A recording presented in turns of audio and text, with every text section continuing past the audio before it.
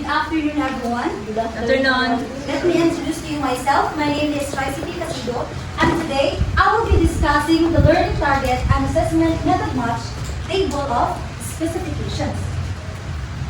You know, classroom tests provide teachers with essential information used to make decisions about instructions and students' grade. Now, TOS or table of specification plays a significant role in making a valued reliable test question. But before we deeper into our discussion, let us know our learning objectives. Please everybody read. Define what is table of specification or TOS. Identify the different format of test table of specifications and value the importance of table of specification. Okay, thank you. So what is table of specification? Please read the first sentence. It is a test blueprint. Yes, TOS, it is a test blueprint. If engineers have their blueprints of building construction, as teachers also have this plan, we call it the test blueprint. Diba? No matter how small or big a house is, it is in the plan. Otherwise, construction will be unorganized, reliable, the same goals in making a classroom test. So next, please read the second sentence. A plan prepared by a classroom teachers as basis for test construction. So, a plan prepared sa paggagawa ng pagsusulit na naayon sa malayunin ng klase. At dito, susukatin ni teacher kung paano malalaman kung naintindihan ba ng bata o wala. So next, please read. An activity which enumerates the information and cognitive tasks on which examining is focused. So dito naman, tinutukoy kung paano susukatin ang pag-iisip at pag-unawa ng isang bata. So next is the steps in developing TOS. So first is to determine test objective. So to determine the objectives of a test, first identify the learning outcomes. So there are three according to Benjamin Bloom. So according to Benjamin Bloom, there are three, which is cognitive objectives, affective objectives, and psychomotor objectives. So when we say cognitive objectives, it focuses on knowledge and understanding, like reading, memorizing, analyzing, and etc. Affective objectives naman, it aim to shape our values and attitudes, like emotion, ating mga salubin, na. So next is the psychomotor objectives. It is the physical domain or the motor skills. Best evaluated dito yung mga performance tasks like role play, even experiment, and etc. So the next step in creating TOS is to determine test coverage or to determine the contents of the test. So only topics or content that have been discussed in class are relevant should be included in the test. So, ibig sabihin, hindi ka dapat mag-include ng mga topics or lesson na hindi naman din discuss. Understand? Yes. Yes, ma'am. So, the next step in creating TOS is to calculate topic weight. So, the weight assigned per topic in the test is based on the relevance and the time spent to cover each topic during instruction. So, the percentage of time for a topic in a test is determined by dividing the time spent for the topic during instruction. So, calculate topic weight. So, dito, pinakalculate natin kung ilan yung number of items per topic and ilan din yung percentage of time per topic. So, the next step is to determine the number of items. So, to determine the number of items for the whole test, the time needed to answer the students are given 30 to 60 seconds with multiple choices each item. So, ibig sabihin, for the 1-hour class, so it should be the test item would be 50 or hindi siya mag-i-exceed ng 60 items dahil yung time is 30 to 60 seconds each item na with multiple choice na yan. So, understand? So, next is or the last one is to determine the number of items per topic. So to determine the number of items per topic, divide the total number of items by the number of topics. So for example, if you have 40 items and 5 topics, so i-divide mo siya 40 divide 5 pila. 8. 8. So each topic will have 8. So next is the different formats of a test table of specification. So there are 3. We have one-way, two-way, and three-way TOS. So first is one-way TOS. Please, everybody read. A one-way TOS is easy to develop and use because it just works around the objectives without considering the different levels of cognitive behavior.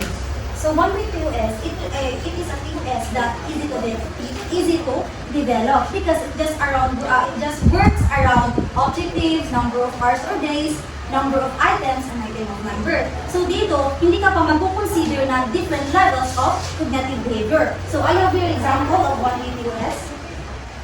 So this is the objectives. As you can see, the number of hours or days, number of items, and item of number. So first, paano natin i-compute kung ilan yung number of items per objective? So first is total number of items. So take note ha.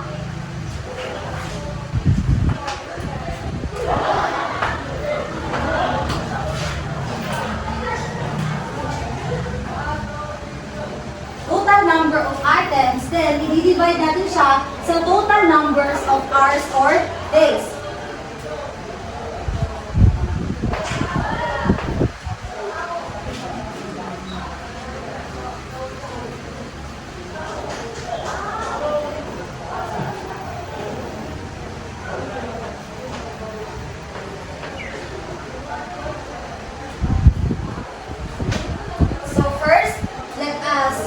Know what ilan yung total number of items dito, which is 60, and the total number of hours or days is 15. So, i-divide natin siya, which is 60 divide 15, then ita-times natin siya sa number of hours the item was taught. For example, objective number 1. So, 60 divide 15 times 2, pila? 8. Please get your cycle, please. So, again, total number of items, which is 60, and i-divide natin siya sa total number of hours per days, which is 15. So, 60 divide 15, then ita-times natin siya sa total number of hours or days the item was taught. For example, objective number 1. So, 60 divide 15, ita-times natin siya sa 2, which is 8. So, same process lang naman siya sa objective number 2, dahil yung number of hours or days niya is 2. So, next, proceed tayo sa objective number 3. Same process, total number of items. I-divide natin siya sa total numbers of hours or days, which is 15. Ita-times natin siya sa 3. So, pila? Yes, very good, 12. Next, items number 4. 60, i-divide sa 15, times 4. 16. Okay. So, here are the final na siya na sa one way na. So, paano natin malalaman kung ano yung ilalagay natin sa item number? So, sa item number, nagbe-base tayo kung ilan yung number of items.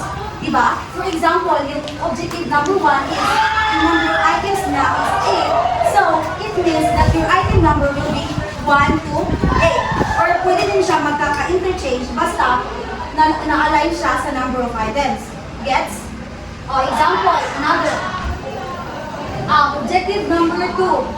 So, yung number of items na is 8. So, saan tayo nag-end? So, sa 8. So, start ka ng 9 until 8 pa din. So, which is 16. Kasabot? Same process pa din dito sa boss. Pero, i-match mo kung na-align ba siya sa 60 kung sa number of items. So, tama, di ba? Sagot mo? Di ba dili 16 man? So, 60 man yung number of items. So, dili mag-add na ka into 16 yung imuhang item number. Gets? So, let's proceed to two-way TOS. Please, everybody read.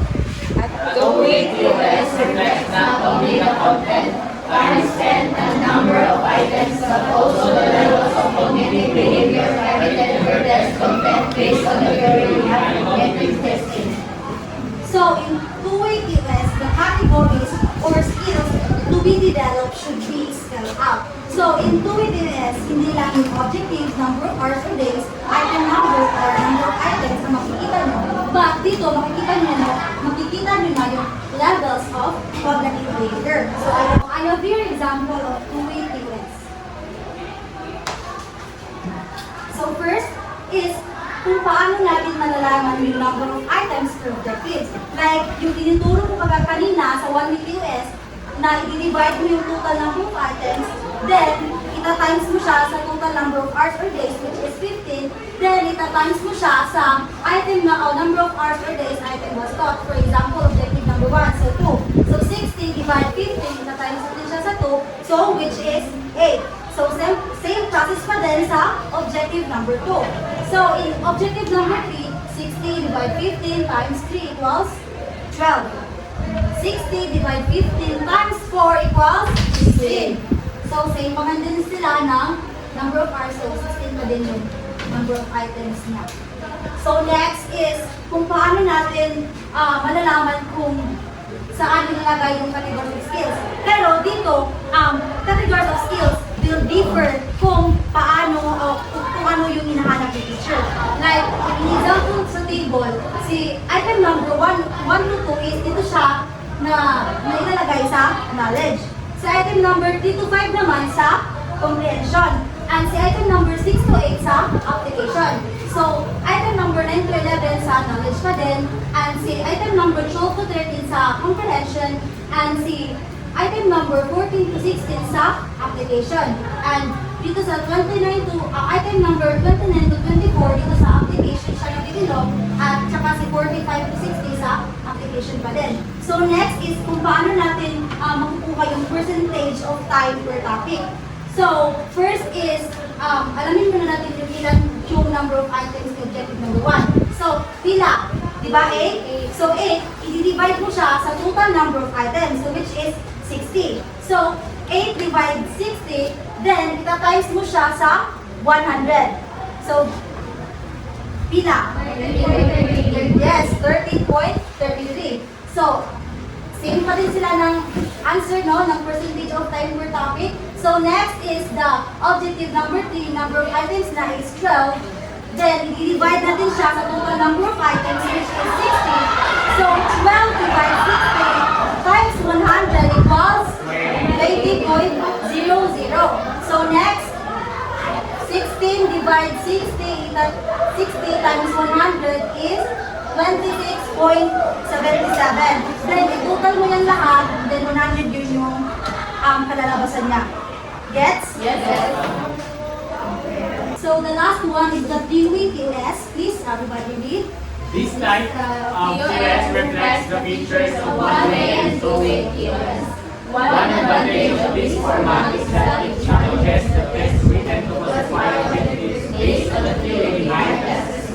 So, dito sa three-way TOS, nag-combine yung one-way at saka two-way TOS. At sa three-way TOS, dito mo yun malalaman kung paano siya na-identify each item. So, I have here example of three-way TOS.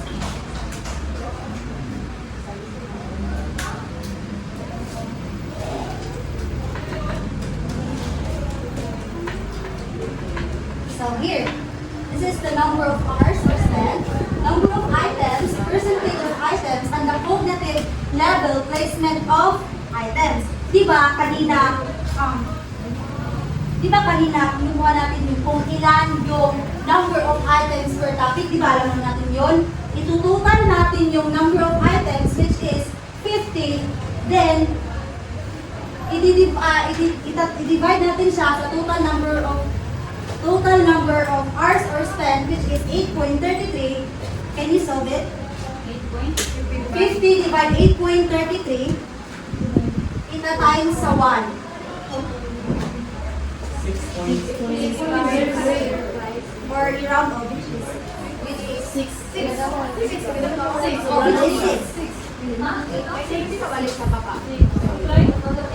Total number of items, 50.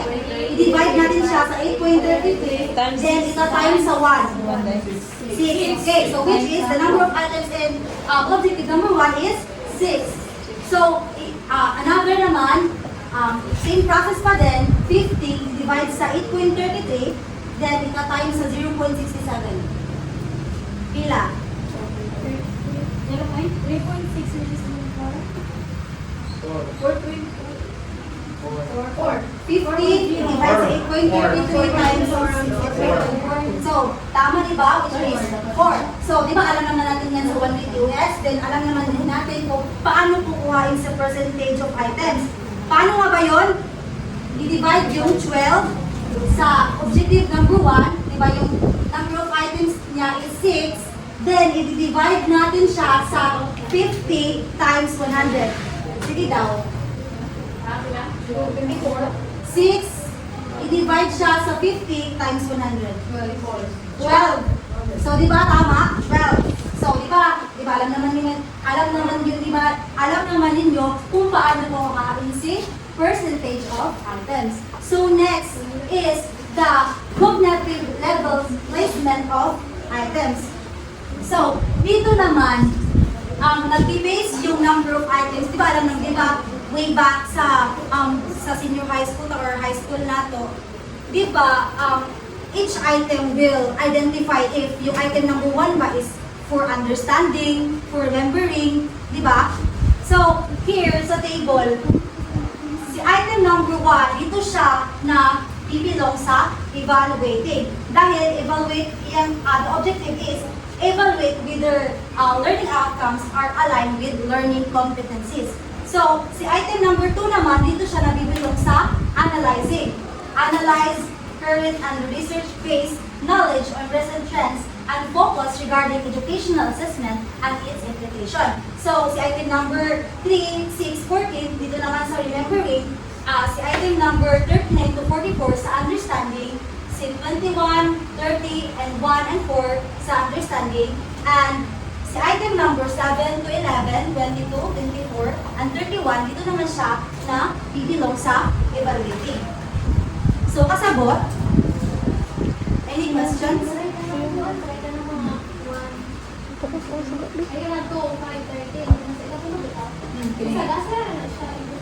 Dili siya makain na isang asa because it will differ kung yung item or yung question mo is na bibilong ba siya sa evaluate sa analyzing.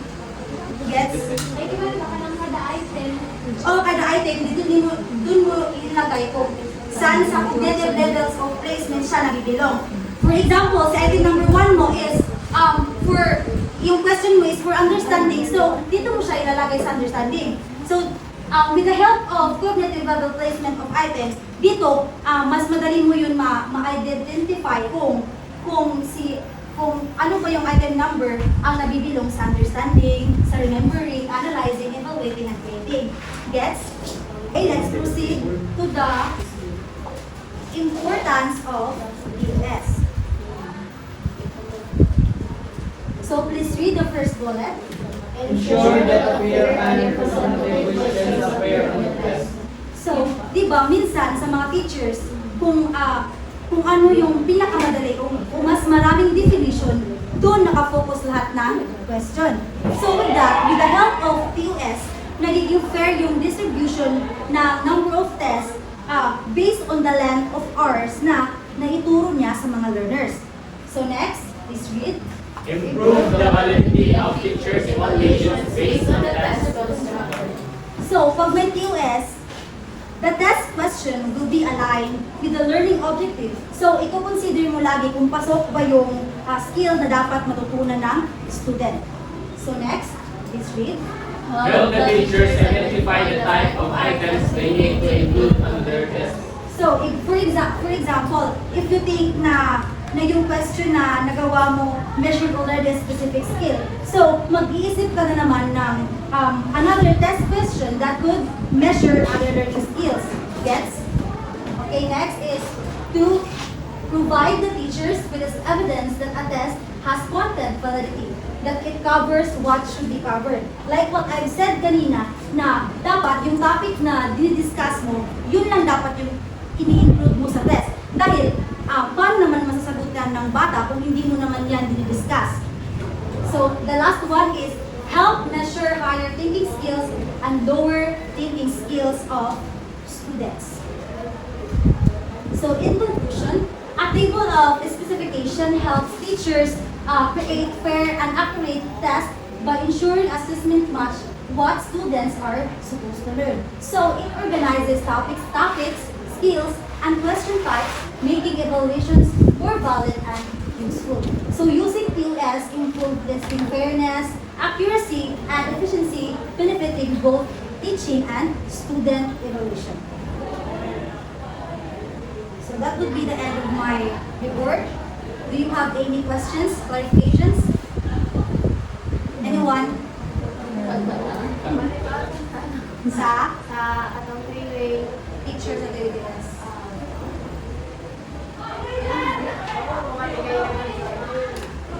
kaya ito lang pakuha percentage of items.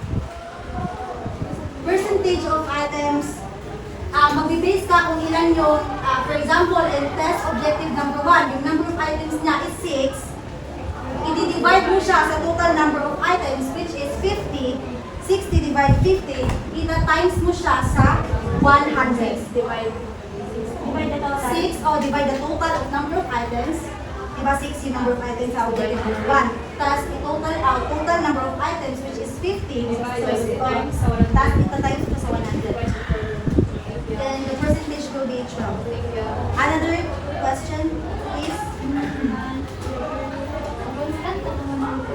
Yes.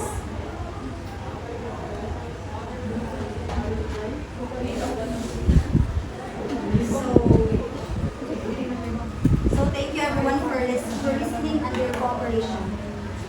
Now, please get your ballpen. Your ballpen. Your ballpen lang.